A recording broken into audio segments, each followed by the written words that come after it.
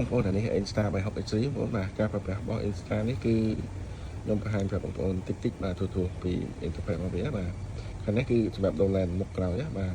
ហើយកន្លែងនេះគឺ resolution អាច 4K ឬក៏ Prime នៅខាងក្រោមបាទ5.7បាទហើយចុចនៅលើកាមេរ៉ានេះដើម្បីបដូរ mode បងប្អូននៅលើនេះគឺ mode 360នៅនេះគឺ single lens ហើយនេះគឺ mode video photo HDR នេះ interval បាទមានច្រើនមកបងប្អូនអាចដូរតាមរយការបងប្អូនអាចតេស្តបានជាក់ស្ដែងបាទហើយសម្រាប់នេះគឺ single lens បាទនេះយើងអាចដូរ mode មកថតជា mode ធម្មតាដូច GoPro ដូចអីចឹងណាបាទហើយមួយទៀតបងប្អូនសម្រាប់ការដូរ mode 360 និង single lens បងប្អូនចុចប៊ូតុងនេះក៏បានដែរនេះបាទជពេលយើងចុចទៅគឺវានឹងឆ្លាស់គ្នាពី360ទៅ single lens ពី single lens មក360វិញហើយសម្រាប់ប៊ូតុងនេះគឺrecord ហ្នឹងបងប្អូនបាទអានេះថ្មហើយនេះជាកន្លែងសាកបាទចឹង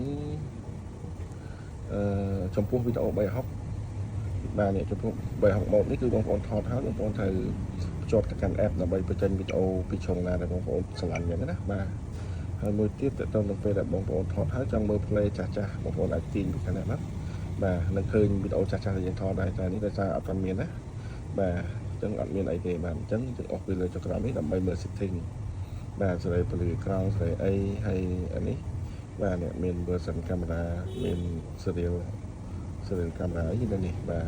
អញ្ចឹងនេះ setting មានច្រើនណាស់បាទបងប្អូនអាចមើលតាមបានបាទសូមអរគុណបងប្អូនអរគុណបាទ